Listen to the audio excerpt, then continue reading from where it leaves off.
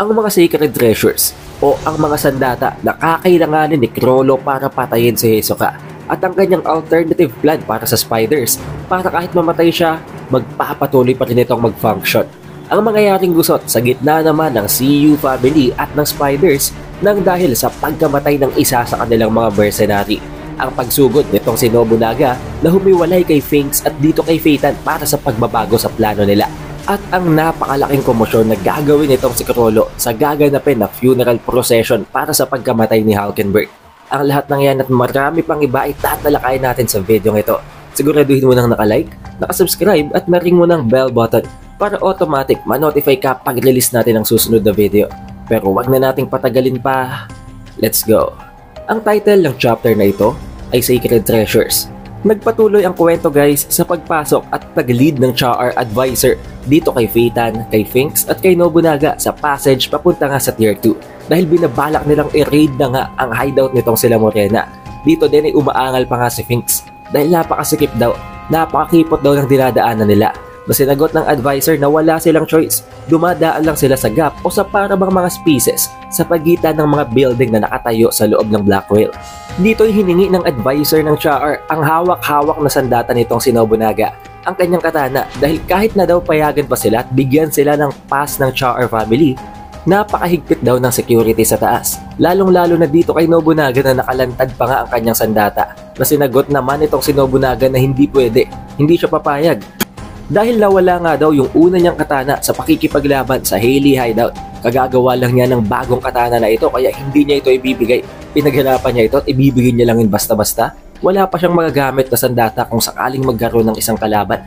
Na sinagot naman ni Finks, noong ganon bakit hindi man lang daw ba itago man lang ng kahit na konti nitong si Nobunaga ang sandata niya. Na sinagot naman ni Phaeton na since clone lang ito, isang replica lang ito ng original niyang katana, di ibigay na nga lang niya ito dito sa advisor. Na sinagot naman ng advisor na kung ganon, ayaw niya talagang ibigay, bahala siya. Pero wag daw siyang sisisihin ito kapag binaril si Nobunaga ng mga soldiers. Pero hindi nagtagal, sinabi na ng advisor na pagbukas daw niya ng pinto, wag daw magugulat itong sila Nobunaga dahil napaka-surprising daw ng makikita nila. At sa pagbukas nga ng advisor ay makikita natin ang napakalaking mga machineries, ang napakalaking parabang mga mekanismo sa loob ng Black Whale. Sinabi ng advisor na ito ang pinaka-outermost layer ng Black Whale. At sa loob nito, kung magpapatuloy silang maglakad pataas ng pataas, eventually marireach din nila ang Tier 2. Nabanggit pa nga dito ni Finks na parang naaalala daw niya ang kanilang homeland, ang Meteor City dahil napakabaho pala sa lugar na to. Sinagot naman ng advisor na honestly kaya mabaho daw sa lugar na ito dahil ito ang sewage plant. Dito nangyayari at dito dumadaan ang mga dumi, ang mga tae, ang mga ihi at ang mga recycling materials na ginagamit pa nila para mapakinabangan. Kaya naman ganun na lamang ang amoy sa loob ng plantang ito. Malolocate daw ito sa gitna ng Tier 4 at ng Tier 5 na meaning ang Tier 5 talaga ay para bang nasa ilalim na ng sewer. Naitanong naman ni Nobunaga na since alam nga at dumadaan nga dito ang Char at ang CU, nangangahulugan daw ba na ang Char at ang CU ang nag-handle ng mga bagay na ito? Na sinagot naman ng advisor na of course sila. Pero nilinaw pa rin ni Nobunaga dahil alam niya na kahit papano hindi i-handle lang ganito karuming mga bagay ang mafia.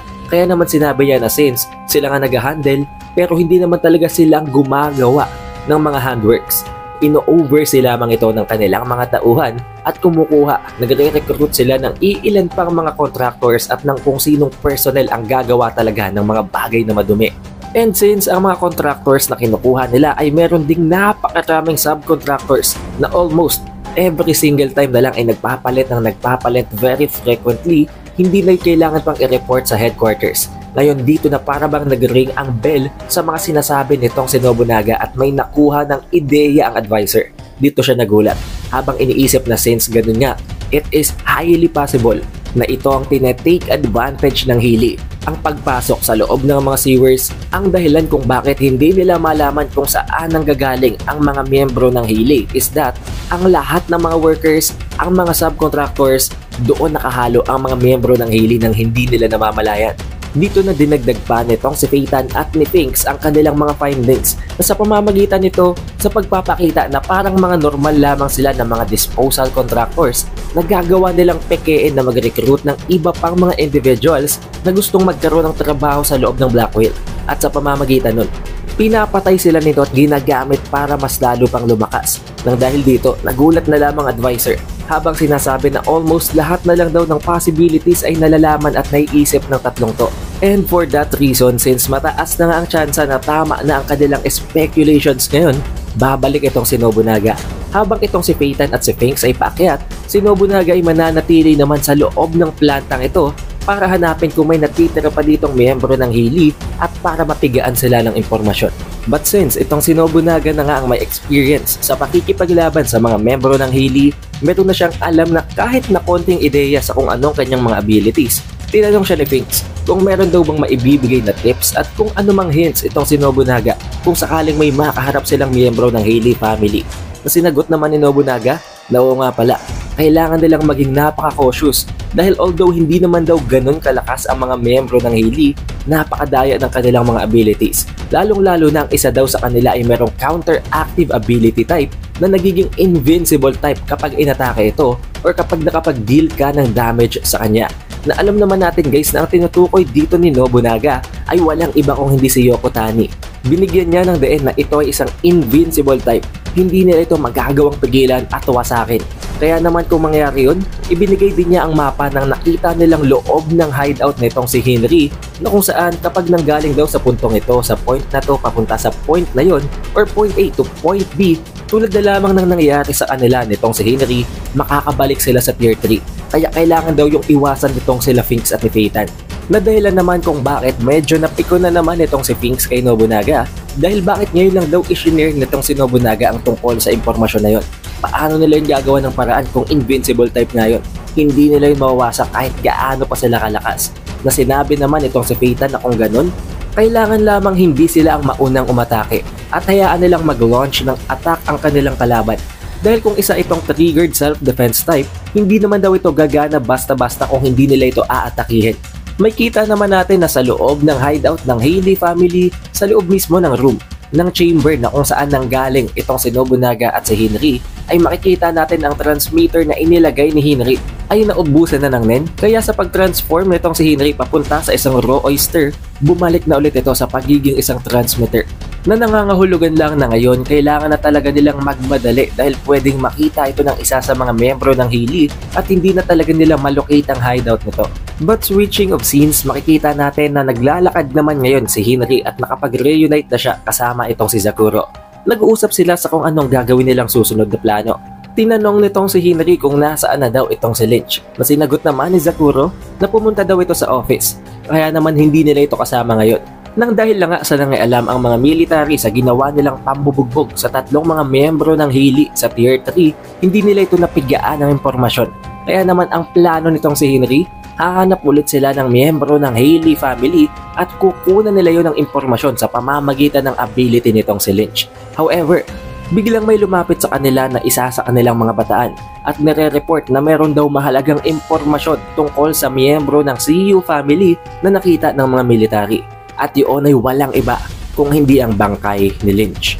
In-explain ng military na natagpuan nila ang bangkay nitong si Lynch nang dahil lang sa ginagawa nilang patrol para sa gaganapin na funeral procession para sa pagkamatay nitong si Hulkenberg.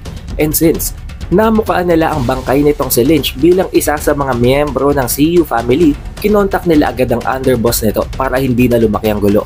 In-explain din ng military na ito na nawasak ng napakabilis ang cervical vertebrae nitong si Lynch. Pinilipit ito ng napakabilis.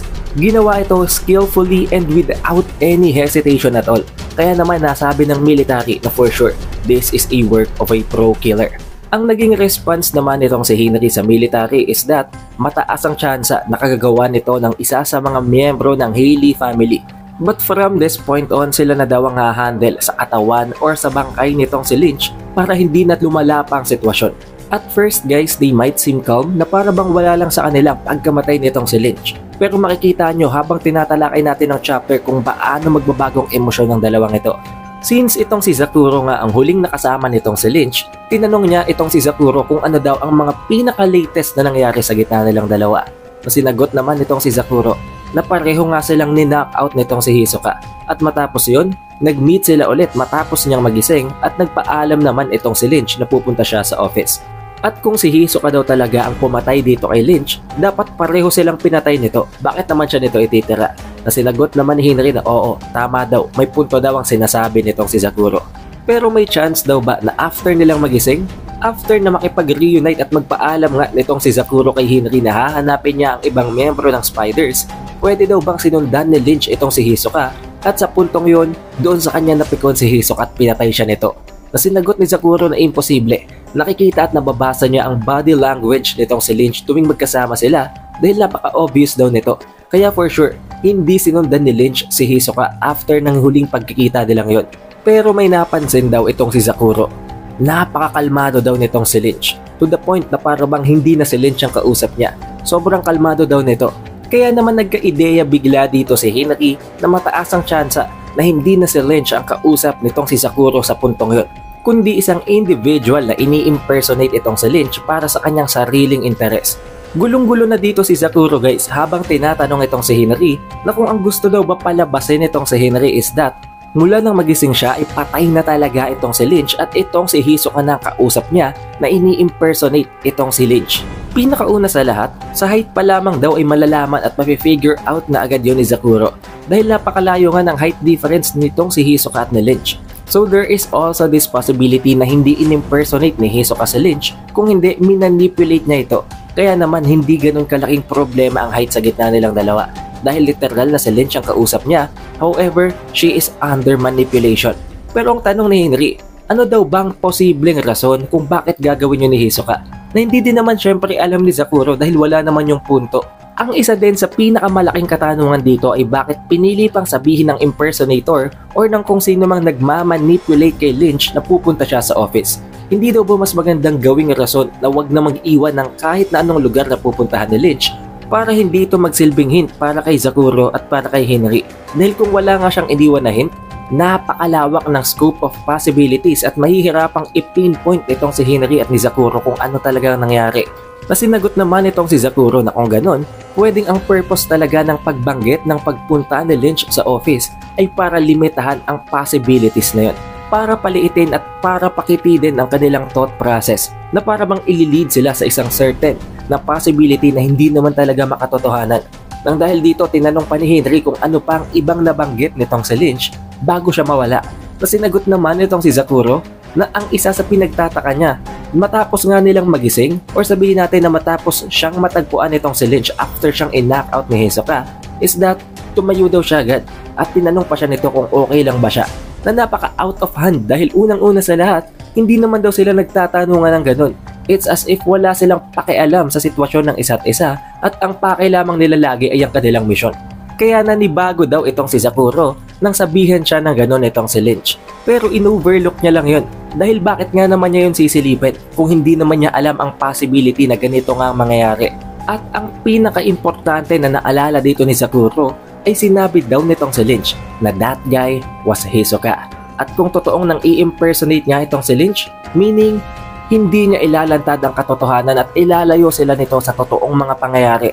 Kaya ang lumabas agad na para bang deduction nitong si Henry is that hindi totoong Hisoka ang nakita nila.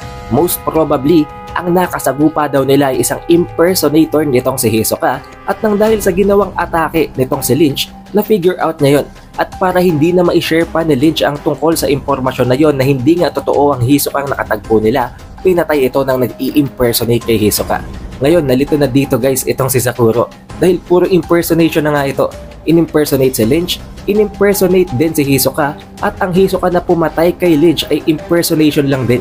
Ngayon meron na silang ideya, meron na silang hint kung sino ang gumawa ng pagpatay kay Lynch dahil iisa at napaka-clear daw ng kung anumang goal ng sinong pumatay na ito kay Lynch. Ang goal nito ay para hanapin si Hisoka. Dahil most likely ang tumatakbo daw sa kung sino mang pumatay kay Lynch is that pwedeng nakita na ng kung sino mang iba pang mafia itong si Hisoka at pinapunta siya sa higher tiers, papunta sa tier 1, and in that way, hindi na magugulo pa ang lower tiers at hindi na mangangailangan pang mangialam ng mafia sa beef or sa gusot sa gitna ng Phantom Troop at ni Hisoka. At kung nandun na nga daw si Hisoka, that is a way para makarating din ang impersonator na yon at ma-meet niya si Hisoka sa Tier 1. Na alam naman natin guys kung sino ang tinutukoy dito ni Henry. Walang iba kung hindi ang Phantom Troop. Na alam naman natin na tama, tumpak na tumpak, almost 100%. Tama ang deduction nitong si Henry and it completely coincides sa ginawang plano nitong si Chrollo. Pero ang problema dito guys, kung totoong ang Phantom Troop nga ang may kinalaman sa pagkamatay ni Lynch, kahit nagustuhin pa nilang maghiganti, magiging napakalaking problema nun. Dahil unang-una sa lahat, makakaaway din nila dito ang Char. Dahil currently, hawak ng Char family ang ibang mga spiders at kinakailangan din nilang spiders para wasakin at durugin completely ang Hailey. Kaya naman hindi sila basta-basta pwedeng umatake na lang dahil mas lalong lalala ang sitwasyon. Kung nanggagaling nga lang tayo guys sa pagkakaroon ng alyansa sa gitna ng spiders, ng Char at ng CU kontra sa Hailey, kapag ginawa nila yon, magkakaroon na ng all-out war sa gitna ng mafia families including the spiders. Lalong-lalo pat hindi pa naman nila nako-confirm kung talagang ang spiders bang gumawa nito. Pero nilinaw pa rin itong si Zakuro na no matter what, kapag nalaman nila kung sinong culprit, kapag nalaman nila kung sinong totoong pumatay dito kay Lynch, maghihiganti sila. Na kinonfirm at sinagot naman nitong si Henry na completely I agree.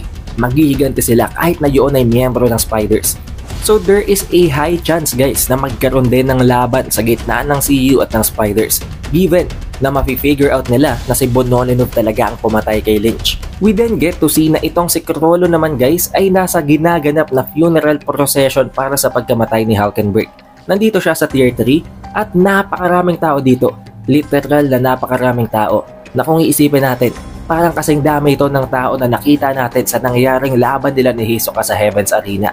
Meron siya ditong ginagamit na Nen ability ng isang babae na gumagamit ng isang telepono at sa pamamagitan nito ay may tinatawagan siyang isang individual, isang specific na number na as of now hindi pa ma-reach ng Nen ability na ito. And also there is this limitation na meron lamang number of calls na pwedeng gawin itong si Chrollo gamit ang ability na to. Dito iniisip guys ni Chrollo na sa dinami-dami ng crowd, sa dinami-dami ng taong ito, bakit hindi niya pa rin matagpuan ang kanyang target? Kung sino man ang target na yon, hindi yun na-specify all throughout this chapter, pero yun ang nire-reach out nitong si Chrollo gamit ang teleponong ninakaw niya sa babae. Since hindi nga malocate nitong si Chrollo ang kanyang target, iniisip niya na pwede daw ba niyang ilusin o luwagan ng konti ang mga conditions ng kanyang Nen ability na ito or ng Nen ability na ninakaw niya sa babae para malocate niya na ang kanyang target. Pero napaka-risky daw nun, lalong-lalo na kung gagawin at gugustuhin niyang pumunta sa upper tiers dahil alam niya na napakarami na dong mga Nen users. Hindi lang yon, alam niya na sa ginaganap na Succession War, ang lahat ng mga prinsipe ay binigyan ng kani-kanilang mga Nen abilities na kakailanganin nilang gamitin para magpatayan at para may matira lamang na isa na kukuha ng trono. Pero ang pinaka-importante sa lahat ng impormasyon na ito na nasagap niya is that ang Kakin Royal Family ay naghahawak ng mga greatest treasures at yun ay ang 3 sacred treasures na kailangan niyang makuha, ang mga treasures na kailangan niyang nakawin. Ang pinakauna na dito guys ay ang ceremonial urn na ginagamit nila para sa mga succession participants. Ang ceremonial urn na nagbibigay nga sa kanila ng mga Nen abilities. Walang iba kung hindi ang seed urn. Pangalawa naman guys dito ay ang Go Shintai, ang parabang statue na nagbabantay at nag-oversee ng ginaganap na Succession War. Ang isa sa 3 sacred treasures ng Kakin Royal Family, ang Zen Buddha. Now this is not confirmed yet, this is just a mere assumption from me guys. But I think since ito nga ang isa sa mga nag-oversee sa ginaganap na Succession War, posible ang nakita nating napakaraming mga kamay na pumatay kay Kakcho ay ang kagagawa ng Zen Buddha. Since ito nga ang nagbabantay at ang hindi pumapayag na may tumakas na kahit na sinong participants. And last but not the least, ang pinaka-importante sa lahat, ang blade na ibinebestaw o ang ibinibigay na sandata sa magiging susunod na uupo sa trono, sa mananalo sa lahat ng ginaganap na Succession War at pinapasa-pasa sa bawat henerasyon ng mga winners, walang iba kung hindi ang Blade of Divine Guidance. Ngayon, since na-figure out na nga ng mafia na nasa loob ng Black Whale ang mga spiders, na kilalang kilala bilang mga bandits, bilang mga magnanakaw, alam nila na hindi lang talaga si Hisoka ang target ng mga taong ito sa loob ng Black Whale kung hindi ang mga treasures ng Kakin Empire. Which is, true naman daw, ang isa sa pinaka-goal nila dito ay ang mga sacred treasures. Ginagawa lang din nilang way ang pagpatay kay Hisoka para hayaan silang makapag-roam freely sa loob ng Blackwell nang hindi pinapakialaman ng mga mafia. Pero given na nandito na nga ang presence ng mga spiders ng Phantom Troop, pero walang kahit na konting changes sa lahat ng security, sa flow and movement sa Tier 3 papuntang Tier 5, nangangahulugan lang yun na wala talaga sa lower tiers si Hisoka. At hindi lang si Hisoka guys, since isa nga sa mga target ng Phantom Troop ay ang Sacred Treasures na nabanggit natin kanina, most likely wala din sa lower tiers ang mga Sacred Treasures na yun. Nasa pinakataas na level yun, nasa Tier 1. And since ayon sa deduction nitong si Chrollo, ang Sacred Treasures ang nag-a-uphold ng prosperity or ang nagpaparangya ng kingdom ng Kakin Empire at ang nagbibigay pa sa kanila ng kapangyarihan na gawin at i-conduct ang Succession War na nagagawa ngang makapagbigay, nakakapagbestaw ng napakalalakas, napakadadayang mga ability sa mga participants nito. There must be some kind of ritual na kung saan ang mga Sacred Treasures na yon ang focal point. At sa isang lugar sa Tier 1, doon ginaganap ang ritual na yon. At yun ay mas highly guarded pa, mas matindi pa at mas mahigpit pa ang seguridad nito kahit na ikumpara pa sa security ng hari na si King Nasubi. But guys, the thing here is that kakailanganin niya pala ang tatlong Sacred Treasures na yon para mai-evolve ang kanyang Nen ability ng Skill Hunter. Kakailanganin niya yon para masigurado niyang mapapatay niya na talaga si Hisoka for good. Kahit pa alam niya na napakalakas ni Hisoka, alam niya na magiging napaka-OP din ng Skill Hunter niya once na ma-acquire niya ang tatlong Sacred Treasures na yon, na ang Seed Urn, ang Zen Buddha at ang Blade of Divine Guidance. Alam nitong si Chrollo na delikadong makaharap niya si Hisoka at mataas ang tsansa na bago niya ma-acquire ang tatlong Sacred Treasures ay makasagupa niya si Hisoka. Kaya malulugi siya doon dahil unang-una sa lahat, kung hindi niya paggamit ang Sacred Treasures na yon sa magiging laban nila ni Hisoka, hindi pa complete ang preparations niya. Unlike ng unang laban nila ni Hisoka na kung saan nilamon niya talaga si Hisoka, pero nagawa niya yon gamit ang kanyang full preparation. Malayong malayo yon sa sitwasyon ngayon. Naisip din itong si Chrollo na ang hirap daw pagsabayin ng mission niya ngayon dahil alam niya na nasa upper tiers na itong si Hisoka. Paano niya i-acquire ang mga Sacred Treasures nang hindi nagkokos ng gulo at hindi nakukuha ang atensyon ni Hisoka? However, there is no choice. Hindi na siya pwedeng mag-back out. Given the risk na pwedeng mapatay nga siya ni Hisoka, wala siyang magagawa. Kailangan pa rin niyang mag-proceed dahil kahit papano, nakapag-set na daw itong si Chrollo ng isang alternative plan na dahilan kung bakit kahit mapatay pa siya, magpapatuloy pa rin sa pag-function at sa pagkilos ang mga spiders. Yun daw ang nakakatakot, ang fearsome na spiders na dinesign at binuo niya. Na hindi naman nagtagal guys, nagpatuloy na nga ang ginaganap na funeral procession at makikita natin na itong si Hulkenberg, ang kanyang bangkay at ang kanyang mga bodyguards ay binubuhat na ang kanyang kabaong. Now I have one question here. Given the explanations na ibinigay natin sa previous chapters, specifically sa chapter 404, paanong nagagawa ng mga bodyguard na ito ni Hulkenberg na sundin pa rin ang utos ni Hulkenberg, knowing na kapag bumalik nga sila sa kanilang mga katawan ay magko-coexist na nga sila kasama ang mga soul ng kanilang mga target. At hindi lang yun, ang soul dapat ng kanilang mga target ang magiging dominant at mananatili na lamang silang tulog sa loob ng kanilang mga vessel. May kinalaman ba dito ang pagkamatay ng katawan ni Hulkenberg? If so, then paanong ang kaluluwa ni Hulkenberg ay nasa katawan pa rin ni Balsamilko? Pero sa pinakahuling mga panel, makikita natin dito guys na habang nangyayari yung funeral procession, habang tumataas na ng staircase, ang mga bodyguards nitong si Hulkenberg papunta sa upper tiers, bigla nang nagring ang telepono na gawa sa Nen na ginagamit ni Chrollo habang binibigay sa kanyang impormasyon na ang kanyang target, ang lokasyon ng hinahanap at pinipinpoint niyang individual ay nasa upstairs, nasa itaas lang. Pero hindi pa rin yun abot ng signal ng Nen phone na to, kaya kakailanganin niyang makalapit. Kung sino yon or kung ano man ang bagay na yon ay malalaman natin sa susunod na chapter. At konting spoiler guys, sa gitna ng ginaganap na ito na funeral procession papunta sa upper tiers at sa gitna ng pinaplanong ito ni Chrollo, nakuha naman ni Morena ang kanyang pakay. Ang pagkuha niya ng isa sa mga tauhan ni Serednik na gagamitin niya para i-infiltrate ang Fourth Prince. Siguraduhin mo nang nakapag-iwan ka ng like, nakapag-subscribe at na-ring mo na ang bell button para ma-notify ka pag release natin ang susunod na chapter na yon. Also, we have an official Facebook page guys and official TikTok account. Kaya siguraduhin mo nang nakafollow ka na sa dalawang platforms na yon para hindi ka mahuhuli sa bawat announcement natin tungkol sa channel at sa mga series na tinatalakay natin sa channel na ito. Shoutouts nga rin pala sa napaka-solid na mga supporters from the previous video. Maraming salamat guys. Napaka-solid nyo. It is the updated Weeb and I will see you guys on the next one.